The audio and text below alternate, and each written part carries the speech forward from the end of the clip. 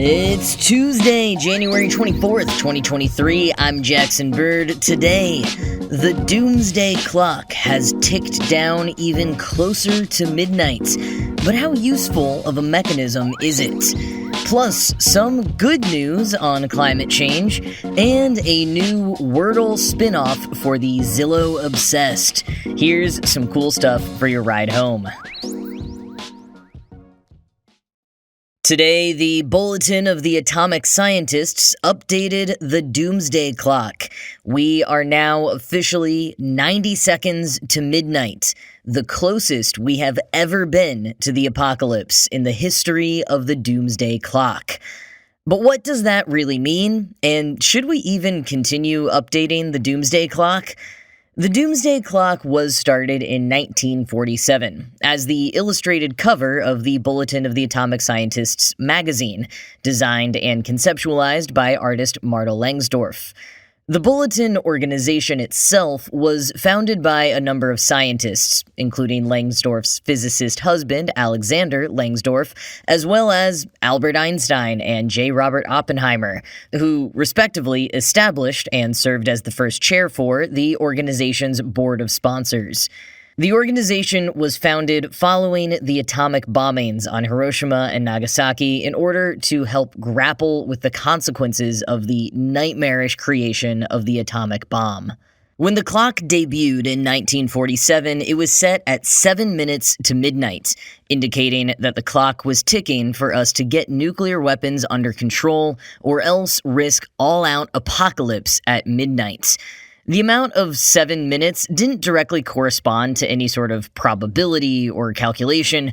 According to the lore on the Bulletin's website, Marta, the artist, just thought 7 looked about right.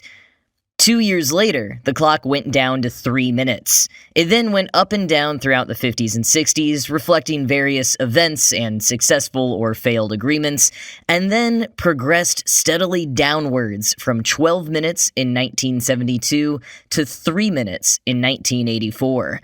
But then we hit on some optimistic growth for several years, leading to the biggest chunk of time left on the clock in the Doomsday Clock's history in 1991, following the end of the Cold War and the signing of the Strategic Arms Limitation Treaty. But after that, the clock began ticking again. As a statement from the Bulletin put it in 1995, quote, "In December 1991, to memorialize the death of the East-West nuclear arms race and the apparent birth of democracy in Russia, the hand was moved off its 15-minute scale and set at 17 minutes to, its farthest point ever. That represented eye-popping optimism, given that one of the aims of the Bulletin, in the words of founding editor Eugene Rabinovich, was to frighten men into rationality. Unfortunately, world leaders did not take full advantage of the opportunities. There has been no new world order, to revive a phrase that already seems antiquated." End quote. There was a brief increase in time in 2010, citing global cooperation in reducing nuclear arsenals, securing nuclear bomb-making materials, and pledging to limit greenhouse gas emissions, but other than that, it has been downhill since 1991. A pattern that probably resonates quite a bit for all of us millennials, born into unprecedented optimism, watching it slowly chip away before being torn apart dramatically at the turn of the century, a brief return to some kind of hope after the Great Recession, and then downhill again with an extreme velocity in recent years. Which brings us back to today's update, 90 seconds to midnight. The clock had been set at 100 seconds to midnight since 2020. Notably, it was set before the onset of the pandemic. Yet the onset and continuing fallout from COVID-19 didn't tick the Doomsday Clock down anymore for the next 3 years. The Bulletin of the Atomic Scientists, who decides on the time, didn't see reason to move the clock further down until this year. Their reasons? Worsening factors around biological threats, climate change, disinformation, and, most of all, and amplifying the risk of each of the aforementioned, Russia's invasion of Ukraine. Quoting the Bulletin's statement on their decision, Russia's war on Ukraine has raised profound questions about how states interact, eroding norms of international conduct that underpin successful responses to a variety of global risks. Russia's invasion of Ukraine has increased the risk of nuclear weapons use, raised the specter of biological and chemical weapons use, hamstrung the world's response to climate change, and hampered international efforts to deal with other global concerns. The invasion and annexation of Ukrainian territory have also violated international norms in ways that may embolden others to take actions that challenge previous understandings and threaten stability. End quote. You can go to their statement to read more on their reasoning, as well as go more in-depth on each point, like how the world is, by their measure, woefully inadequate when it comes to predicting, preventing, and responding to outbreaks of disease. But right now, I want to dig a little deeper into how useful the Doomsday Clock actually is. Matt Reynolds wrote an excellent piece on this for Wired, noting how nuclear war and climate change are two very different global threats, and trying to measure them on one scale together maybe does us a disservice. So first, one thing to note is that for decades, the Doomsday Clock was only in reference to our threat of annihilation from nuclear war. It wasn't until 2007 that the Bulletin's board added climate change and any other human-made threats. In their words, quote, "The Doomsday Clock is a design that warns the public about how close we are to destroying our world with dangerous technologies of our own making. It's a metaphor, a reminder of the perils we must address if we are to survive on the planet." End quote. But even as a metaphor, how useful is it to gather all of those dangerous technologies of our own making into one? Quoting Reynolds in Wired, "Counting down to midnight is an intuitive way to think about nuclear war. Either the world is at nuclear war or it's not. There's nuance here. A tactical nuclear weapon, for example, is not the same as a full-scale nuclear war, but at a very broad level, nuclear war, as the original Bulletin scientists thought of it, was a fairly binary state of affairs. Climate change is much more nuanced. Most scientists agree that there's no clear cliff edge of disaster when it comes to climate warming.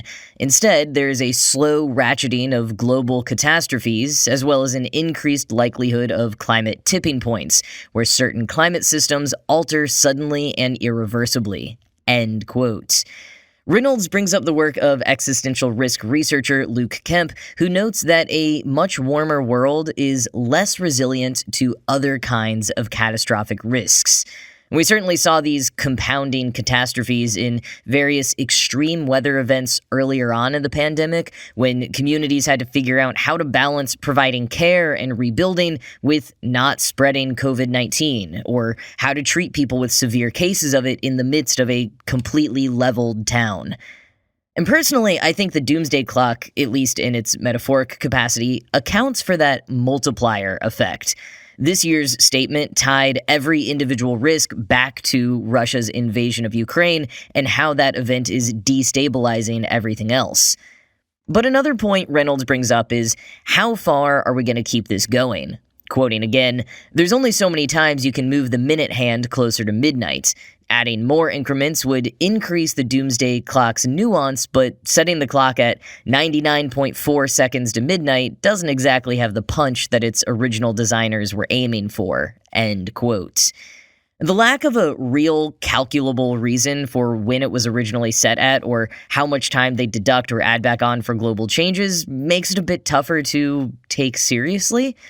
And Reynolds says a downside of the clock metaphor overall is that it makes us concentrate too much on the here and now. Although Oxford physicist and Bulletin board member Raymond Pierre-Humbert, who spoke to Reynolds for the article, says the clock is meant to be an assessment on the fundamental state of risks that could take decades to play out, not necessarily an indication of our risk of nuclear war for this year. And I see the point about the nuance and complexity and long-term future thinking that the clock maybe doesn't imply for everyone at first glance. But I also think we do need to think about the here and now in some ways. We need to take action now. We need to be aware of the clock ticking away, of time running out to take more significant action. But maybe we do need something more specific. Maybe something like the climate clock. An initiative with installments around the world, the Climate Clock's first big display was here in New York City.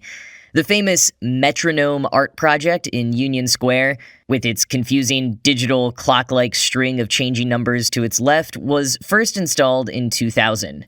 And though a lot of people didn't know it, its mysterious string of numbers without spaces or punctuation actually displayed the current time, in military time, from the hour down to tenths of a second, and then going in reverse from right to left, it displayed the time that was remaining in each day.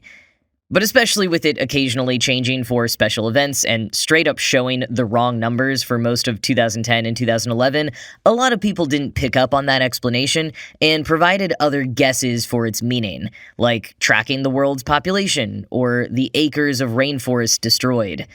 But then starting in 2020, those guesses came closer to fruition when the clock ditched its original concept and instead became the first major climate clock installation. Like other climate clocks around the world, it shows the time we have remaining to take action and stay under 1.5 degrees Celsius of global warming. As of today, it is at 6 years and 178 days. So maybe a clock like that, with a more specific purpose, not just one topic like climate change, but one specific goal, staying under 1.5 degrees Celsius warming, maybe that is a bit more useful than the now catch-all Doomsday Clock. Although even that one is just one big fancy reminder, either inspiring doom or righteous motivation depending on your perspective. And ultimately, Reynolds concludes, quote, "The Doomsday Clock remains a powerful reminder that self-inflicted disaster is never far away, but it also undercuts the complexity of climate change and the way that risks spread across time and bleed into one another. Viewed from a time when we face a multitude of possible catastrophes, pandemics, rogue AI, and a rapidly warming planet, the Doomsday Clock is a warning from a much simpler era." End quote. That may be. I think it works as a stunt. I also think that regardless of how it may impact our thinking about the present and future, it is pretty fascinating to look back on in retrospect. When you look back at the timeline of when the clock lost time or got time added back over the course of the last 76 years, it is absolutely reflective of trends and events in global politics. So maybe it's not the most tangibly useful thing, but it is definitely fascinating as an indicator.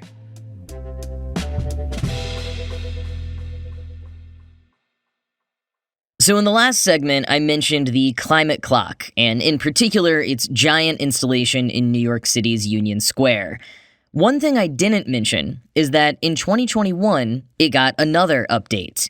Instead of just counting down the time we have to act to limit global warming to a 1.5 degrees Celsius increase, the clock also shows how much of the world's energy is being supplied by renewable sources. It's a small number and moving slowly, but it is increasing, and the designers of the project thought it would be nice to inject a bit of hope into the clock. And likewise, I want to bring some hope to this episode after a long segment about Doomsday. Seemingly right on cue for the update to the Doomsday Clock, Casey Crownhart at the MIT Technology Review published a few reasons we can be cautiously optimistic about progress on the climate crisis. One of them is, as the clock in Union Square reflects, renewable resources are making up a growing fraction of the energy supply and getting cheaper all the time. This is leading to a changing trend. Whereas greenhouse gas emissions have historically increased as a nation saw economic growth, this doesn't look to be the case going forward. Quoting Crownhart in the Tech Review, "In the future, progress on emissions won't necessarily require sacrificing economic gains. As renewable energy is more widely deployed and technical improvements drive efficiency, economic growth may be possible without a proportional rise in climate pollution. Some nations have already begun to cut emissions while maintaining economic growth. Globally, the carbon intensity of economic growth is dropping over time, meaning the carbon emissions associated with the same level of economic activity have decreased." End quote. And another spot of good news is that while emissions are still rising globally, several independent countries have begun to plateau or decrease emissions. Quoting again, U.S. emissions peaked in 2005 and have declined by just over 10% since then. Russia, Japan, and the European Union have also seen emissions plateau. Global emissions are expected to reach their peak in about 2025, according to the International Energy Agency. Reaching maximum annual emissions is a significant milestone, the first step in turning the metaphoric ship around for greenhouse gases. End quote. Now, it's not all exactly good news. Emissions in some nations are still rising. China's has been particularly stark. In the same period of time that the U.S. went from 6.02 gigatons of annual emissions from fossil fuels down to 5.01 from the year 2000 to now, China went from 3.6 gigatons to 11.47. The U.S. went down roughly 1 gigaton, and China went up by about 8. Now that said, quoting again, China's government has pledged that the country will reach its emissions peak by 2030 and achieve net zero emissions before 2060. The peak could come even sooner, in 2025 or before, according to analysis by Carbon Brief. The nation is deploying renewables at record speed, roughly quadrupling installations over the past decade. End quote. It's nice to be reminded that there is some good news and some progress being made when it comes to the climate crisis, but Crownheart warns that nations still aren't doing enough fast enough to reach international climate goals.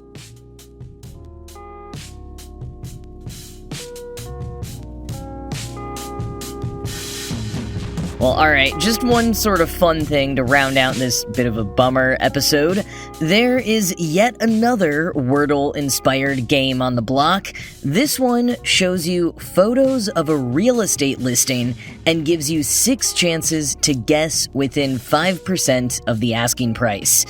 Similar to other offshoots like Wordle, where you guess a song, with each wrong guess, you get a new clue. And in this case, you get more photos, the home's location, and other details from the listing. It's called Housel, and it was created by producer Doug Weitzbuch, inspired by his time working on Netflix's reality series Buy My House. Especially if you're the type of person who spends their free time swiping houses you could never afford on Zillow instead of potential dates on Bumble, Housel will be right up your alley.